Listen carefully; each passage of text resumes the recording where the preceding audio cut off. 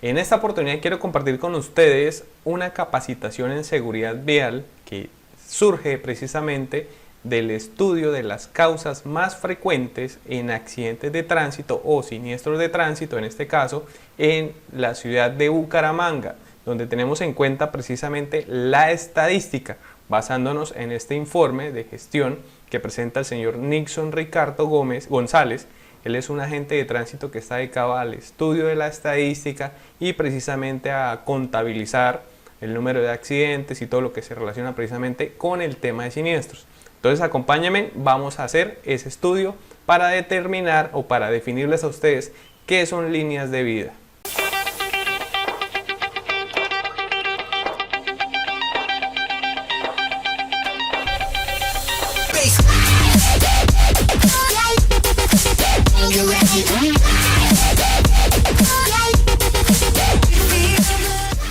Para tener una base clara de qué significa líneas de vida, vamos a tener en cuenta en este caso pues la estadística de los periodos de enero a marzo, es decir, 3 meses entre el año 2019 y el año 2020. Entonces encontramos que para esta misma fecha, en el año pasado, 2019, había 924 siniestros y en este año tenemos 785, lo cual se establece un 15% de reducción en la tasa de siniestralidad en ese periodo, como los manifiestan precisamente acá y acá. Entonces, en estas circunstancias decimos, si estamos en cuarentena, donde hay reducción precisamente de casi el 80% del parque automotor que no está circulando, es decir, solamente el 20% en tránsito, ¿qué es lo que está pasando para que se sigan presentando este número de siniestros? Pues, sin embargo, vamos a tener en cuenta que pues en enero no había cuarentena, pero a mediados de febrero hacia adelante sí hubo totalmente la reducción, como les decía, de casi el 80% del parque automotor. Entonces vamos a ir analizando, aprovechando que la estadística está muy completa y nos permite identificar cuál es el factor más eficiente o más probable en estos casos en la ocurrencia de siniestro. Entonces vamos avanzando. Bueno, acá nos está mostrando precisamente la estadística que la causa más eficiente es la 112, que en este caso sería desobedecer señales de tránsito, ¿sí? Y encontramos que para el año pasado habían 202 y para este año 196 casos. Y vuelve nuevamente, ¿se acuerdan que les había hablado de la 157? Que algunos agentes pues no están definiendo realmente cuál es, sino simplemente colocan por establecer. Y dejan la duda o el vacío realmente de poder identificar qué es lo que está pasando pues en esos casos o en esos siniestros. Entonces queda, digamos que, la duda razonable de qué pasó. Entonces en este caso, pues como ya tenemos identificada que la hipótesis 112, que son 196 casos, nos vamos a centrar precisamente en esa razón o en esa causa que para efectos, en lo que pude conocer también de esta estadística, se está presentando en las intersecciones. Esa omisión de señales o ese desobedecer señales se relaciona con precisamente el pare. Entonces vamos a ir avanzando y les voy a explicar qué es lo que realmente sucede aparte de la señal del pare, qué es lo que está influyendo precisamente en la ocurrencia de esos siniestros. Y esos siniestros siempre están relacionados también con las intersecciones viales. Entonces vamos a ver 3 elementos que influyen en un siniestro, en estos casos, la intersección, el pare y la velocidad, que es algo que no se está identificando precisamente en este tipo de hipótesis. Así poco a poco vamos llegando precisamente a qué significa línea de vida. Entonces vamos avanzando y vamos a encontrar esa respuesta. En esta parte del video les voy a enseñar algo de física, pues sencillo, la parte teórica, no los voy a llevar a otras circunstancias más de pronto complejas, pero sí les voy a explicar con un caso que precisamente le hice el estudio en una intersección donde este bus que estoy marcando pues realiza el pare, que en este caso la intersección lo tiene de manera horizontal y lo tiene también de manera vertical, es decir, cuenta con la señalización reglamentaria, no hay ningún inconveniente en el factor vial. Entonces, ¿qué sucede? En este recuadro que ustedes están viendo rojo es la zona de impacto o la zona de conflicto, donde el motociclista bajaba precisamente por esta calle y termina golpeando el vehículo tipo bus. Entonces, ¿qué es lo que sucede aquí a nivel físico? Entonces les voy a explicar paso a paso. En este caso estamos viendo precisamente al bus hacer el pare y pues lo vemos un poco más salido. Si observamos el cuadrado, vemos que está haciendo eso. Es una maniobra normal y es muy común de que ellos salgan para que puedan tener visibilidad, toda vez que esta infraestructura pues les quita propiamente visibilidad. Entonces sacan parte del vehículo y se estacionan mientras observan en esta dirección la oportunidad de pasar. Mientras él está en ese estado de reposo, en ese estado de inercia estacionado, entonces él vuelve y toma la marcha para cruzar en este sentido, y resulta que desde este punto donde él se encuentra hasta retomar la marcha y llegar acá, en promedio, nos dimos cuenta que tardaban 3 segundos, desde el estado de reposo hasta el reinicio de la marcha. Y precisamente en este caso pues sucede lo siguiente. Resulta que cuando el bus ya se encontraba finalizando el cruce sobre la intersección, llegó el motociclista y se estrelló con esta parte, con la parte anterior, es decir, zona trasera del vehículo tipo bus, ¿sí? Entonces, ¿qué sucede? Tenemos un trauma craneoencefálico por parte del motociclista, tenemos una fractura en un fémur, tenemos una lesión también en la rodilla y pues los diferentes politraumatismos y demás en ese impacto. Entonces, al observar esas lesiones, esos patrones de lesión con tal gravedad, decimos a 30 km por hora no creo que se hubiese presentado un impacto de esos, y menos con unas consecuencias como esas. Entonces, es lo que vamos a analizar en la siguiente parte, donde vamos a ver que las intersecciones realmente no están circulando las personas a 30 km por hora, sino que están por velocidades incluso superiores a los 60 km por hora.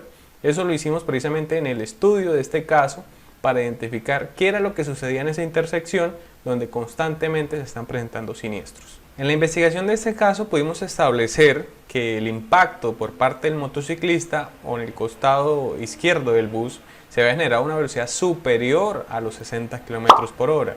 ¿Cómo se logra establecer eso? Por modelos físicos, como en este caso pudiera ser la deformación de la moto, de las barras delanteras, la forma que éstas tomaron después de que se retrajeron precisamente hacia la parte del motor cuando se doblaron, y la deformación que causó también en el vehículo tipo bus, en el costado izquierdo. Sumado a eso, pues también las lesiones que tuvo a nivel craneoencefálico, teniendo en cuenta que usaba casco reglamentario, ¿sí? Que de pronto este no cumplía con las condiciones de seguridad y sobre todo resistencia, que también es otro factor que sumó precisamente a la lesión en el cráneo para el caso del motociclista.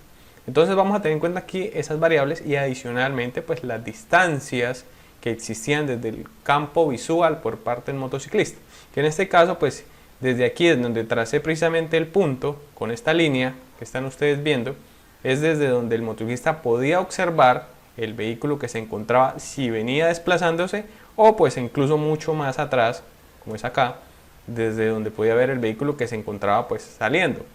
Desde aquí, desde este punto donde uno dijera pues es el campo más certero o con mayor visibilidad por parte del motociclista, hasta aquí donde fue el impacto habían más de 45 metros. ¿Eso qué quiere decir? Que si el motociclista transitara a 30 km por hora, en este ejercicio que ustedes están viendo aquí al costado precisamente donde estoy señalando la tabla, en este costado, van a observar que un motociclista a 60 km por hora transita por segundo 16 metros, 16.66. Entonces, si el motociclista transitara a 30 km por hora, pues sería la mitad, 8.33. Entonces, en esas circunstancias, si el bus tardaba 3 segundos para llegar al punto de impacto y tiene 45 metros, pues con solo 2 segundos son 16 metros y el motociclista hubiera parado acá, en la mitad del espacio que tiene para, en el caso, la percepción. Entonces tendría todavía la mitad, es decir, más de 20 metros todavía para detener su marcha y sin que se presentara precisamente el siniestro y pues las consecuencias que tuvo a nivel de las lesiones que presentó. Entonces, en esas circunstancias, ¿qué pudimos establecer? Que el motociclista transitaba a más de 60 km por hora, pues teniendo en cuenta también lo anterior, los daños de la moto, las lesiones de él como persona y los daños también causados en el vehículo tipo bus. Eso a nivel físico, ¿sí? Entonces, vamos a pasar ahora sí a lo que viene, que es la definición de qué son líneas de vida en temas de seguridad vial y prevención precisamente de los siniestros en esas intersecciones viales, que deben ser en todo el país. No creo que solamente sea aquí en Bucaramanga. Esa es la causa más eficiente, la omisión de señales, como se está planteando, donde no se considera también el tema de la velocidad y en algunos casos pues también la deficiencia de señales, pero que en este caso pues no aplica. El significado de líneas de vida parte precisamente de un modelo físico que en este caso sería pues la velocidad constante, ¿sí?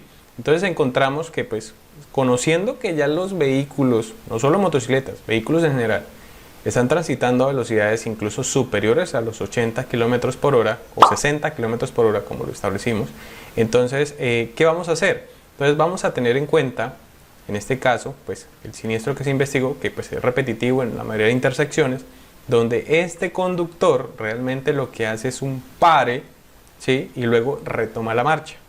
¿Qué es lo que le está faltando a este conductor? De pronto tener una guía precisamente para establecer en qué momento él realmente puede cruzar, y teniendo en cuenta que las velocidades, como lo mostraba yo acá, están en promedio de 60 km por hora, pues vamos a tener en cuenta que si un vehículo de las dimensiones de este, que puede sobrepasar los 10 metros por ser un bus, pues va a necesitar un espacio o un tiempo promedio de 3 segundos para poder lograr cruzar en este rectángulo, en este cuadro que les estoy mostrando, que es donde está la zona de conflicto. Entonces vamos a tener en cuenta esos 3 segundos y partiendo pues de la velocidad promedio máxima que se ha visto en esa intersección, que son los 60 km por hora. Entonces vamos a tener en cuenta que esos 3 segundos, es decir, multiplicar 16.66 es equivalente por 3 a 50 metros, que es lo que tenemos acá. Entonces vamos a poner la línea de vida, en este caso, pues yo la puse de color azul, ¿sí? En este lugar, es decir, a 50 metros.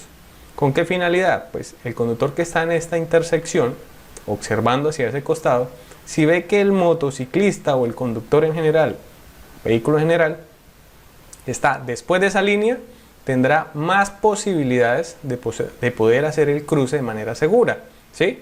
Si ese motociclista o ese conductor en general, ¿por qué hablo tanto de motociclistas? Porque en este caso en Bucaramanga, la 570, si no estoy mal, fue el número de siniestros donde involucraban precisamente motocicletas, ¿sí? Y pues no es desconocimiento de todos que el 60%, incluso más, de los siniestros pues, se relacionan con motocicletas. Entonces, y son precisamente ellos quienes más se afectan en estas intersecciones por las lesiones que sufren. Entonces, si sabemos que el conductor está después de la línea, pues es más probable o más posible que el cruce aquí, como lo dije, sea más seguro. A diferencia que si lo encontramos al motociclista o al conductor en general aquí. Si están en estas condiciones después de la línea, entonces el nivel de riesgo es mucho más alto. Entonces es una forma de tener una referencia para hacer un cruce de manera segura, saber a qué distancia, porque cuando yo estoy en el lugar donde está el bus, yo no puedo ver de manera, digamos, clara a qué velocidad viene el que está por la calzada. Y hay algo que pues también se nota aquí que sucede, y es que por parte de los conductores, acá, los que llevan la vía, tienen un problema que es que exceden la confianza. Como llevo la vía puedo pasar a 60, 80 si quiero, incluso hasta más. Y ese es el problema, que la otra persona no logra percibir precisamente a qué velocidad es la que está transitando esa otra parte. Entonces, en esa línea de vida que las puse de color azul, encontramos también unas lineecitas blancas. ¿Qué son esas lineecitas blancas? Son estoperoles o tachas reflectivas, que en este caso para el tema de la noche me van a permitir a mí también identificar, en el caso nocturno, cuando hay poca visibilidad, pues cuando la luz refleje sobre estas, acá, la distancia a la que pudiera estar también, como explicaba en el anterior caso, el otro vehículo. Es una referencia, como le digo, para poder hacer el cruce seguro. Bueno, la tarea de las especificaciones técnicas y dimensiones de lo que es líneas de vida, a quienes les interese, de las secretarías o direcciones de tránsito, pues yo consideraría como mínimo el ancho de esta línea, por lo menos de 40 centímetros, ¿sí? Y pues ya lo que es la parte transversal o perpendicular en todo el ancho de la calzada, ¿sí? Pero hay que hacer los estudios y pues en este caso, como lo dije, vamos a trabajar sobre velocidades de 60 km por hora, entonces antes de la intersección ubicarlas por lo menos a 50 metros. Eso trabajando sobre una velocidad promedio de 60 km por hora. Ahora, ustedes pueden hacer también sus estudios y determinar cuál es la velocidad realmente con la que están circulando los vehículos en esas intersecciones y en los puntos donde se está presentando mayor accidentalidad. Y eso les va a permitir a ustedes, como les digo, implementar este modelo que es bastante económico y asequible para enfocar a la reducción de siniestros. Entonces esa tarea ya les queda a los técnicos ingenieros de cada secretaría o cada dirección de tránsito para la implementación, si les pareció interesante. Bueno, y aquí ya en esta parte, para finalizar, ¿qué recomendaciones les doy a los organismos de tránsito? Que hagan el estudio, así como lo está haciendo aquí Tránsito Bucaramanga, de la estadística, de los diferentes croquis, establecer exactamente cuál es la causa que está generando los accidentes para que, como en este caso, se puedan desarrollar programas o estudios viales, como lo que hicimos con el tema de líneas de vida, para que se implemente y se pueda realmente reducir el número de siniestros. Esa sería una recomendación, el estudio de la estadística, y quienes no lo están haciendo, pues precisamente de ahí parte la investigación del problema que se está presentando en cada municipio. Hay otras situaciones que pueden ser los lugares, temas de infraestructura, como lo podemos ver de pronto en algunos casos, falta de señalización, o en otros sencillamente problemas de diseño, circunstancias que la vía por su característica presentan precisamente ese factor que genera el riesgo. Entonces, tener en cuenta eso, la estadística, identificar tanto lugares como causa más eficiente, y más allá de eso, no simplemente quedarnos con lo que fuera tangible a los ojos, sino ir allá a la interpretación, al análisis presente por personas con conocimientos y capacidades que puedan, en estos casos, establecer que no solamente era un pare lo que estaba influyendo en la ocurrencia de los siniestros, sino el exceso de velocidad y el exceso de confianza por quien lleva la vía. Entonces, espero que les sirva a nivel nacional a todos los que están en este tema de la planeación de lo que son la seguridad vial y la identificación de los riesgos. Recuerden que estamos en redes sociales como Vial y Procesal Abogados, y en YouTube igualmente toda esta información queda en nuestro canal.